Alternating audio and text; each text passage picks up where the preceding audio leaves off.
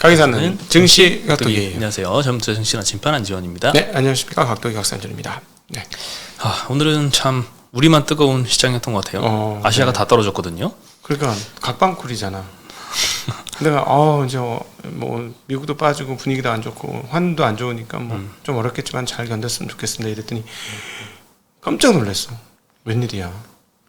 그러게요. 아침에는 이렇게 뜨겁진 않았는데 아침에는 한 거의 2차전지만 세게 좀 반등을 했던 것 같아요. 바이오랑. 네, 바이오는 계속 군부를 뗐죠. 네. 지금 분위기가 군부를 뗀 게 지금 반영이 되고 있는 것 같아. 일단 이번엔 대형주들이 먼저 좀 움직이는 게 좀 특징적이다. 네. 예. 그래 해외에서 이슈가 하나씩 탁탁 터져주면 네. 관련주들 그냥 묻으면 바로 이제 급등 쏟아내는 그렇죠. 이런 이제 수급이 또 바이오로 쏠리는 모습입니다. 네. 뭐 반도체, 2차전지, 바이오 이쪽에서 수급이 좀 왔다 갔다 하는 것 같고요. 정말 많이 올랐습니다. 네, 참 쏠림 현상도 지속되고 있고 하루에 막 플러스 10몇 프로 갔다가 마이너스 10몇 프로 갔다가 그런 굉장히 큰 변동성도 많이 나타나고 있습니다. 네. 오늘 코스피는 1.2% 상승, 코스닥은 1.86% 상승했습니다. 굉장히 뜨거운 시장이었는데 오늘 뭐 대만, 일본, 뭐 항생지수, 상해지수 다 마이너스 기록해서 우리만 강했던 참 희한한 시장이었습니다. 네. 오늘은 외국인들이 3,500억, 2,500억씩 양시장에서 샀고요. 개인 투자자들은 많이 팔았습니다. 네. 의약품 섹터가 제일 강했습니다. 에이프로젠 바이오로직스 여기는 뭐 면역 항암 이중항체 개발 소식 때문에 뭐 에이프로젠 바이오로직스, 에이프로젠 뭐 HNG 막 셋 다 상한가를 갔고요. 네. 동아ST 26%, 한미약품 15%. 이것도 네. 뭐 노보노디스크 비만 치료제 관련해서 같이 올랐습니다. 네. 중해제약, 대원제약, 신풍제약도 다 같이 상승하면서 오늘은 뭐 그 노보노디스크가 한 건 해줬고 관련주들 뭐 상한가도 가고 20몇 프로씩 급등도 하고 했는데 그거 상관없는 다른 바이오 회사도 굉장히 전반적으로 네. 흐름이 좋았습니다. 네. 아주 오늘 비만 치료제로 난리가 났습니다. 네. 일라일릴리. 그러니까 이 큰 주식이 무려 15%나 폭등을 했으니까. 네. 네. 그러니까 운동을 안 하고 이렇게 야구로 때우려고 하죠. 운동 재밌는데. 아유, 미국 칼로리 드셔보세요. 저는 미국에 가서 굉장히 충격을 받았던 게 처음에 1인분을 시켰는데 2인분이 나오더라고. 미국 사람들은 좀 심각해요. 고도비만들 너무 많잖아요. 근데 우리나라는 그렇게 막 고도비만 환자들이 많지는 않아서 그렇습니다. 근데 아무래도 뭐 좀 당장 살 빼고 싶은 이게 미용이나 뭐 다른 거 아니지 않겠어요? 네. 근데 쉽진 않잖아. 쉽진 않아. 최고의 성형은 다이어트라고 하니까 비만 시장도 뭐 굉장히 크긴 할 것 같습니다. 네. 의료정밀 섹터가 그 다음이었는데요. 덴티움이 오늘 6% 상승했습니다. 덴티스도 뭐 오늘 뭐 임플란트 관련주들이 좋았어요. 덴티스도 뭐 FDA 뭐 제품 승인받은 게 있어서 급등했고 ST 바이오센서도 2% 상승했습니다. 전기전자 섹터가 그 다음이었습니다. 2차전지 관련주들이 많이 올랐습니다. 롯데에너지 머티리얼즈가 6%, LG엔솔이 5%, 삼성 SDI 3% 반등했고요. 뭐 삼성전자가 오늘 2% 정도 올랐어요. 하이닉스는 보합으로 마감을 했고요. 반도체주들도 전반적으로 오전에는 굉장히 안 좋다가 오후 들어서 좀 반등이 많이 있었고요. 미국에서는 다 빠졌는데. 예. 네, 뭐 어제 우리가 많이 빠져가지고 그래서 빠졌겠죠. 네. 마이크론도 그렇고. 네. 네, 건설주가 그 다음으로 상승했습니다. 뭐 크게 상승은 안 했고 뭐 한 1% 내외로 다 소폭 상승을 했습니다. 네. 종이목재가 제일 하락했는데 뭐 영풍저지가 드디어 빠지나? 드디어 빠지는지 오늘 4%대 하락을 했습니다. 야. 오랜만에 하락한 것 같아요. 이격 맞추기인가?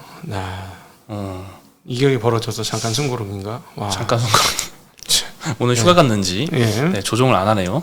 네, 오늘 보험주가 소폭 하락을 했고 그 다음에 증권주 키움증권이 컨센서스 미달한 실적을 어제 저녁에 발표하면서 오늘 3% 정도 하락을 했습니다.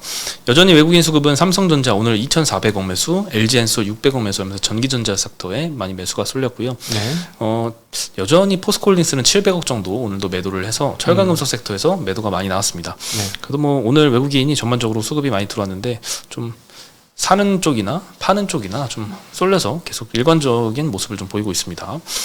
그리고 덴마크 회사죠. 노보노디스크가 비만 치료제인 위고비 요게 이제 심혈관 질환에도 효과가 있다라는 발표가 해서 굉장히 뜨거웠습니다. 일단 GLP-1 기반으로 이제 비만 치료제를 만들었는데 이 환자들이 뭐 심장마비나 뇌졸중이나 심혈관 질환 으로 인한 사망 위험이 20%씩 줄었다라고 발표를 했습니다. 이게 사실 체내에서 분비되는 호르몬인데 인슐린 분비를 촉진해서 혈당을 내리는 효과가 있다는 게 먼저 밝혀졌고 그래서 뭐 당뇨 치료제로 먼저 쓰이다가 이게 비만 치료제에도 드네. 근데 이번에 또 심혈관에도 드네. 이렇게 점점 만능 치료제에 로의 효과가 좀 나타나고 있는 것 같습니다. 네. 네. 그리고 이제 향후에 이 GLP-1 활용한 치료제들의 수요가 좀 급증할 걸로 좀 보이고, 물론 최근에는 좀 부정적인 이슈도 한 번씩 거론이 됐었어요. 이게 이렇게 먹다 보면은 한 번씩 이게 자살 충동이 일어난다라는 보고들이 있어가지고 이거 관련해서 뭐 유럽 의학청에서도 뭐 조사를 진행 중이고 이런 이슈도 좀 있긴 한데, 일단 좋은 이슈들이 오늘 전반적으로 많이 들렸습니다. 무엇보다 이제 미국 보험사들이 비만 치료제에 대해서는 잘 보험 적용을 안 해주고 있어요. 워낙 이제 남용을 많이 하겠죠. 그러겠죠. 너도 나도 먹고 싶어 하니까. 뭐 70kg도 내가 생각할 땐 비만인 것 같고, 100kg도 비만인 것 같고, 막 50kg도 비만일 것 같고 하니까. 네. 그리고 그런데 이제 이게 심혈관 질환에도 효과가 있다고 하니까 여기까지 이제 확장이 된다면 요거에 대해서는 보험 적용을 해주지 않을까 하면서 시장이 더 커질 것이란 기대감이 좀 일고 있는 것 같습니다. 전일 노보론디스크가 17% 급등하면서 유럽 기업 중에 시총 2위가 됐네요. 1위는 LVMH고 2위가 노보노디스크입니다. 엄청납니다. 나도 배돼지는 비만인데. 배돼지라뇨. 배가 비만. 자전거를 그렇게 타시는데 어떻게 배가 이렇게 이 나오죠? 정도 타면 안 돼. 더 타야 돼. 아니, 그럼 배 없어져. 200km 타시고 1000km 타시고 하는데 얼마나 더 타시죠? 아니, 꾸준히 타야 돼. 꾸준히 일주일에 몇 번씩. 그럼 배는 없어져요. 근데 이게 엄청 먹어 사람들이. 짐승처럼 먹어. 이번에 같이 갔다가 부산 갔는데 나 배불러서 못 먹겠었는데, 아니 먹어야 돼요. 가려면 먹어야 돼. 이러는 거야. 끝도 없이 먹는 거야. 그래서 나중에 남겼어요. 끝나고 났더니 2kg 살이 쪘더라. 네, 진짜요? 그렇게 많이 드세요? 그래 살이 쪘어. 500km 가까이 자전거를 탔는데 살이 쪄. 야, 그랬습니다. 네. 네, 미국에서 이제 다른 비만 치료제 만드는 기업들도 좀 올랐습니다. 일라일릴리가 같이 비슷한 회사죠. GLP 기반으로 이제 비만 치료제 만든 마운자로라는 거를 이제 약을 보유하고 있는데 여기도 15% 상승했고요. 그리고 혈당 측정기 업체는 떨어졌습니다. 혈당 측정을 예전에는 이제 손가락에 반을 찔러가지고 측정을 했는데 요즘에는 여기 딱 패치 붙여가지고 측정을 하죠. 뭐 덱스콤, 인슐렛, 메르트로닉 이런 데가 9%, 8%, 3%대씩 전부 다 하락을 했습니다. 뭐 연속 혈당 측정하고 그 필요한 만큼 뭐 어플로 이제 조정을 하고 뭐 확인도 하고 인슐린도 뭐 자동으로 필요한 만큼 주입되고 이런 의료기기들을 만드는 업체들인데, GLP-1 요 기반 치료제 시장이 확대되면 아무래도 타격이 있지 않을까 이런 우려가 작용을 했고, 관련한 한국 회사들도 타격을 받은 회사들이 좀 있습니다. 네. 그리고 국내 시장에서는 일단 한미약품 같은 경우에는 비만 치료제 개발 임상 3상 시험 계획을 7월 28일에 제출을 했었습니다. 네, 여기는 이제 한국 특성에 맞게 비만약을 개발하겠다라고 하고 있습니다. 미국 대비해서 초고도 비만 환자가 많지 않기 때문에 한국적인 특성을 좀 고려해야 된다라고 언급을 한 것 같고요. 인벤티지 랩은 오늘 상한가를 갔습니다. 1년에 12번 투약하던 횟수를 한두 번 정도로 줄인다고 하고, 약효 지속 시간을 늘려주는 기술을 보유하고 있는데 이것들을 활용해서 뭐 치매, 당뇨, 탈모, 비만 치료제 등등 개발을 하고 있고요. 펩트론 같은 경우에는 약물의 체내 지속 시간을 늘려주는 지속형 약물 전달 플랫폼을 갖고 있는데, 이 기술을 글로벌 제약사가 기술 이전받아서 당뇨, 뭐 비만 치료제를 개발할 것이다 이런 기대감이 작용하고 있습니다. 예. 대원제약 같은 경우에는 이제 마이크로니들 패치형 비만 치료제 국내 1상 시험 계획을 신청을 했고요. 마이크로니들 패치 완제품 개발을 담당하는 라파스하고 공동 개발해서 뭐 라파스도 오늘 17% 가고 대원제약도 8% 가고 펩트론도 27% 급등했습니다. 근데 이제 그 과거 같으면 이제 이렇게 제약바이오가 많이 붙으면 다른 쪽이 좀 빠지고 이러는데 오늘은 그렇지 않았던 게 되게 시장 분위기가 좋아졌어요. 네. 그러게요. 뭐 초전도체에서 수급이 빠져서 다 바이오로 가나 했는데 뭐 초전도체도 많이 하락한 것도 있고 또 여전히 상승하는 것도 있고 왔다 갔다 합니다. 그 올라가는 거는 초전도체 말고도 주가가 싸서 그런 것 같아요. 그런 것도 있죠. 네. 그렇습니다. 그리고 엔비디아가 차세대 AI 칩을 공개했습니다. 내년 2분기에 생산할 예정이라고 하는데 이름은 GH200 그레이스 호퍼 슈퍼칩. 참으로 이제 어려운 이름인데 뭐 우리하고 상관 있는 거는 여기에 4세대 HBM 제품이 탑재가 됩니다. HBM3E라는 제품인데 삼성전자가 하이닉스하고 같이 공급한다고 합니다. 예전에는 하이닉스만 공급했는데 삼성전자도 이제 납품을 한다고 하네요. 삼성전자가 9월부터 양산을 시작했다고 했는데 그 대단히 중요한 얘기고요. 그게 될 건지가 올해 후반기 삼성전자 주가에도 상당히 큰 영향을 미칠 가능성이 있습니다. 내년이야 뭐 할 수는 있겠죠. 근데 올해 고려부터 한다고 했는데 뒤늦게 시작한 삼성전자 하는지 잘 보셔야 될 것 같습니다. 이와 관련돼서는 이제 제가 이제 내일부터는 없잖아요, 자리에. 네. 제가 아침에 방송하던 시간에 다른 사람과의 대담이 나갑니다. 저 이번 일주일간 진짜 힘들었어요. 저 없는 동안에 심심하지 마시라고 여러분들과 찍었습니다. 그래서 하나하나 주옥 같은 분들이 나가니까 꼭 좀 봐주시면 좋겠고 그 중에 한 분이 이영수 IT신 대표 요 얘기도 했었습니다. 예. 네, 이거 엔비디아의 삼성전자가 HBM 제품 납품하면서 턴키 수주도 좀 기대를 좀 하고 있잖아요. 네. 뭐 전체 물량 받기는 힘들겠지만 TSMC한테 가고 남은 물량이라도 좀 받으면 그것도 적지 않은 호재로 작용하지 않을까 해서 디자인 하우스들이 오늘은 좀 조금 상승했습니다. 네. 가온칩스가 9%, 코아시아가 한 4% 상승했고 AD 테크놀로지도 3% 정도 상승을 했습니다.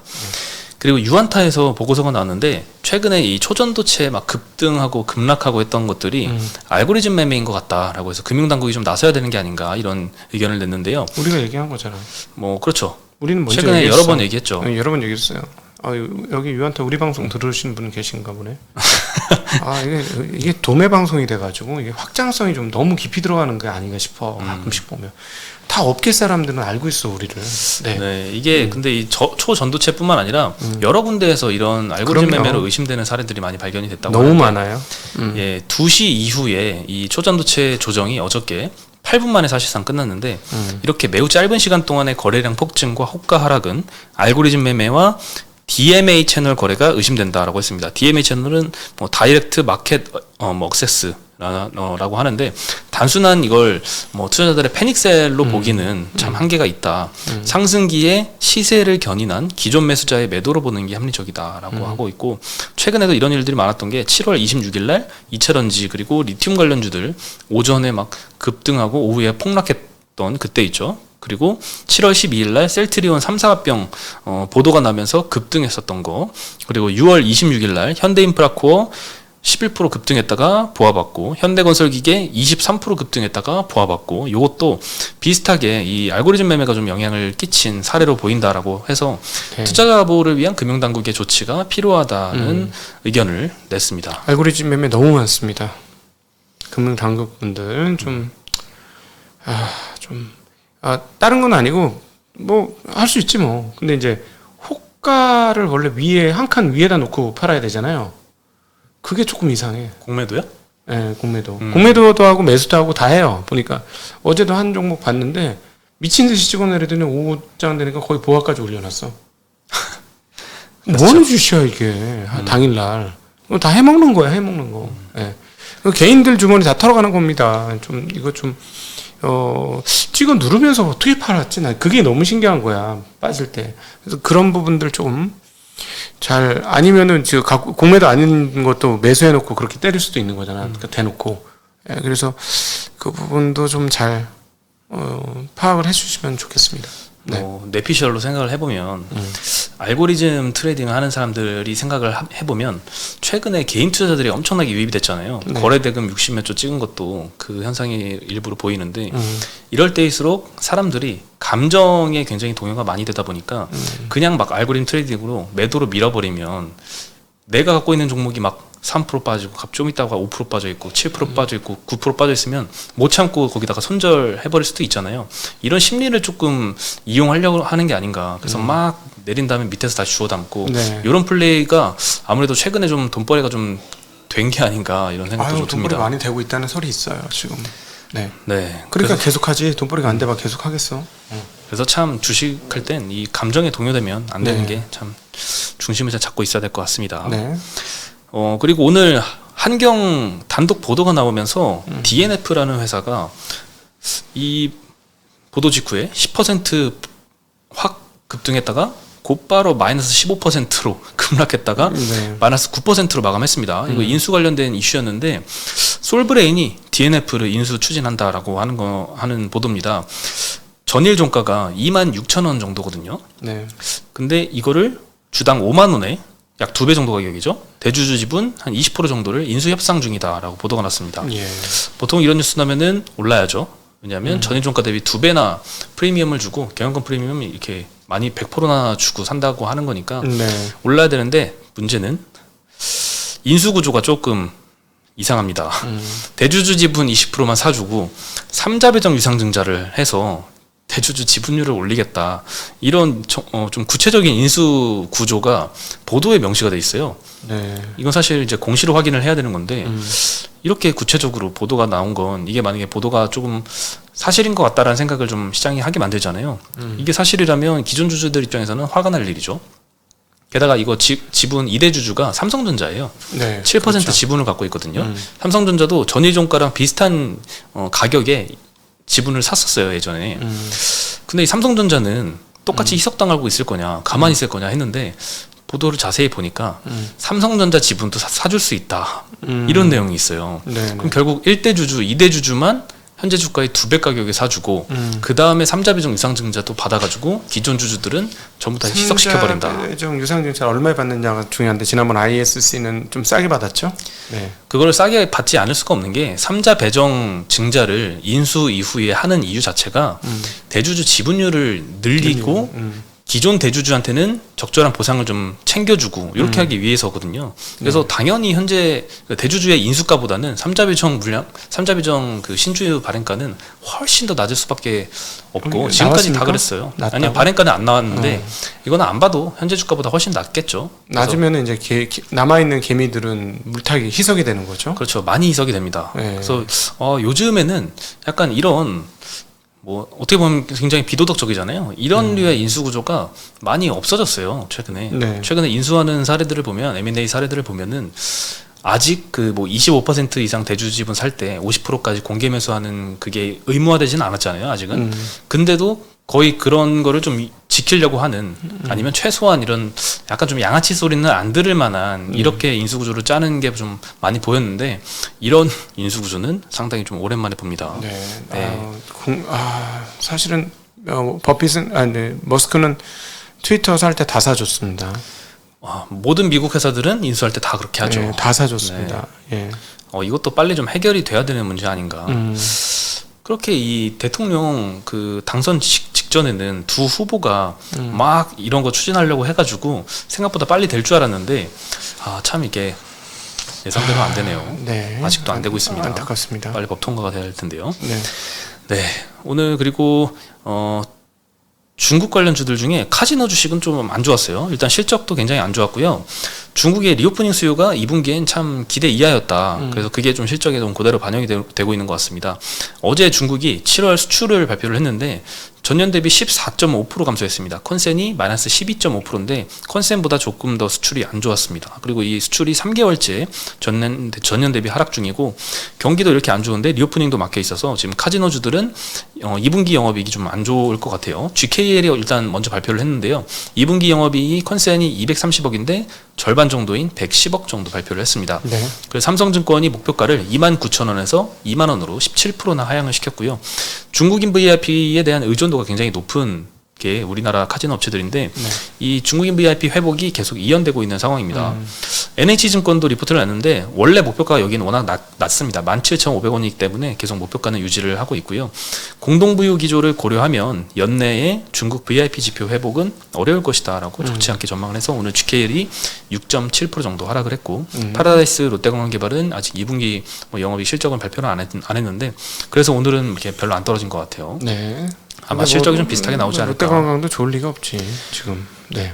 롯데관광개발은 완전히 중국인 몰빵 포트폴리오고 GKL과 파라다이스는 그나마 이제 일본인이 좀 받쳐주고는 있죠. 네. 네. 롯데관광개발 뭐 여전히 시급한 것 같습니다. 네. 예. 그리고 네. 오늘 소식은 여기까지입니다. 예. 아유. 네. 마지막이죠. 이제 내일부터는 일주일간 이제 저랑 쪽지게님이랑 둘이 진행을 할 예정입니다. 아침에 안 나옵니다, 진짜로. 실망 그런 거 없습니다. 왜냐하면 뒤에 쫓아가 급급해요. 쫓아가 급급하고 잠자기 급급해서 못 만날 테니까 너무 아쉬워하지 마시고 대신에 안전하게 잘 다녀오도록 하겠습니다. 네, 그러면 내일 다시 인사드리겠습니다. 네, 안녕.